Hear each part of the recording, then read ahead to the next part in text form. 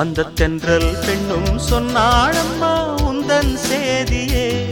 அவள் சொன்ன பின்பு மின்னல் போல வந்தேன் தேடியே.